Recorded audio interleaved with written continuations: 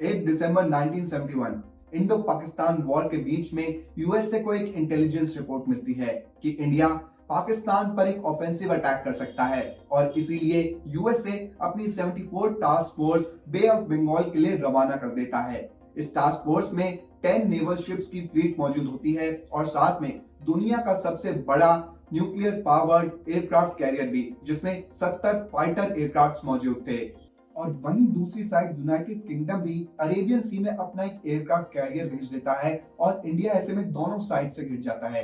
ये सब देखते हुए इंडिया तुरंत ही मॉस्को को एक एसओएस मैसेज सेंड करता है और इंडो सोवियत ट्रीटी के अकॉर्डिंग सोवियत यूनियन तुरंत ही एक नेवल फ्लीट रवाना करता है इंडिया की हेल्प के लिए, जिसमें बैटलशिप से लेकर न्यूक्लियर सबमरीन्स तक मौजूद होते हैं। ये सोवियत फ्लीट बड़ी मुस्तैदी के साथ यूके के एयरक्राफ्ट कैरियर को घेर लेते हैं और यूके तुरंत ही ये देखकर वहां से दुम दबाकर भाग जाता है और इतनी बड़ी न्यूक्लियर आर्म फ्लीट को देखकर यूएस भी बे ऑफ बंगाल में आने की हिम्मत नहीं कर पाता। बट क्यों करी थी मॉस्को ने इंडिया की हेल्प? आज की इस वीडियो में हम आपको ऐसे 3 पॉइंट्स ही बताएंगे जो आपको हेल्प करेगा ये अंडरस्टैंड करने में कि इंडिया और रशिया के रिलेशंस इतने अच्छे क्यों हैं और क्यों रशिया ने मैक्सिमम टाइम्स पर इंडिया को सपोर्ट करा है। अच्छा, जो पहला पॉइंट है वो है इंडो सोवियत ट्रीटी 1971। अगस्त 1971 में इंडिया और सोवियत यूनियन ने एक म्यूचुअल फ्रेंडशिप और कोऑपरेशन ट्रीटी साइन करी थी। आपको आसान लैंग्वेज में समझाएं तो ये वो टाइम था जब दुनिया में दो बड़े बॉस हुआ करते थे, एक यूएस लेड नेटो और एक सोवियत यूनियन, और ये दोनों ही ग्रुप्स ज्यादा से ज्यादा कंट्रीज को अपने साथ जोड़ना चाहते थे। यूएस ने इंडिया को बहुत लालच दिया और अपने पाले में लाने की बहुत कोशिश करी, पर इंडिपेंडेंस के बाद पंडित जवाहरलाल नेहरू ने किसी भी ग्रुप को ज्वाइन नहीं करा, ना सोवियत यूनियन का और ना यूएस लेड नेटो का।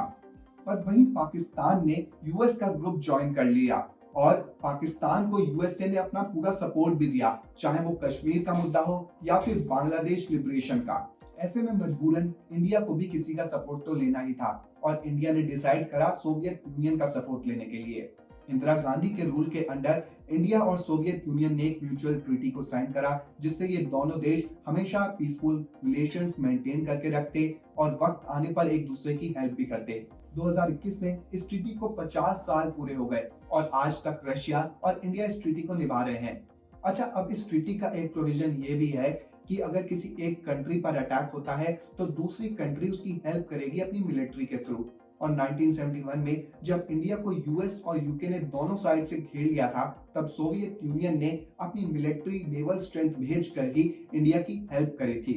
ये इसी ट्रीटी के अकॉर्डिंग था और अगर आपको इस ट्रीटी को पूरी डिटेल में पढ़ना है तो हमने डिस्क्रिप्शन में इसका लिंक दिया है, आप वहां जाकर इस ट्रीटी को पूरा प्रोविजन बाय प्रोविजन पढ़ सकते हैं। सेकेंड पॉइंट है एशियन डोमिनेंस। रशिया ने हमेशा से ही इंडिया को एक स्ट्रेटेजिक पार्टनर माना है एशिया में अमेरिकन और चाइनीज डोमिनेंस को काबू करने के लिए, और इंडिया ने रशिया के इस सपोर्ट का बहुत फायदा भी उठाया है, चाहे वो यूएन में कई बार उठा कश्मीर का मुद्दा हो जिसे सोवियत यूनियन ने हर बार वीटो कर दिया हो, या फिर 1971 में जब इंडिया को हेल्प की जरूरत थी और सोवियत यूनियन ने अपनी नेवी भेजकर इंडिया की हेल्प करी हो।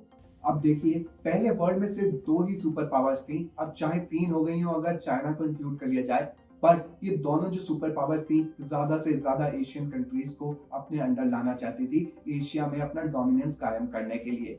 पाकिस्तान ने जहां यूएस को चुना, वहीं इंडिया ने सोवियत यूनियन को चुना और इससे न सिर्फ इंडिया को हेल्प मिली बट सोवियत यूनियन को भी हेल्प मिली एशिया में अपना स्टेबिलिटी और पावर एस्टैब्लिश करने के लिए।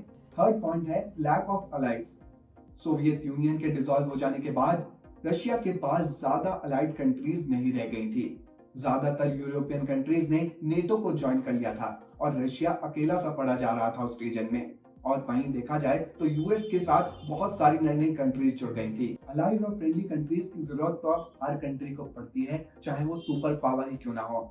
और खासकर जब से रशिया ने यूक्रेन पर अटैक किया है, तब से तो सारी वेस्टर्न कंट्रीज ने रशिया को अपना दुश्मन ही मान लिया है और जाने कितने सैंक्शंस लगा दिए हैं। ऐसे में रशिया को भी कोई अलाइड कंट्री तो चाहिए ट्रेड करने के लिए, और अगर अब रशिया अपनी अलाइड कंट्री को सपोर्ट नहीं करेगा तो फिर वो ट्रेड किसके साथ करेगा। यही रीजन है कि लेटली रशिया अपनी अलाइड कंट्रीज जैसे इंडिया को इतना सपोर्ट क्यों कर रहा है। सो फ्रेंड्स, यही थे कुछ रीजंस अकॉर्डिंग टू अस कि रशिया इंडिया को सपोर्ट क्यों करता है। होप कि आपको ये वीडियो अच्छी और इंफॉर्मेटिव लगी हो। इफ यस, तो हमारे चैनल क्रस्ट को जरूर सब्सक्राइब करिए ऐसी इंफॉर्मेटिव रिच वीडियोस देखने के लिए। चलिए इस वीडियो को यहीं एंड करते हैं। Meet you in the next video. Until then tata bye bye.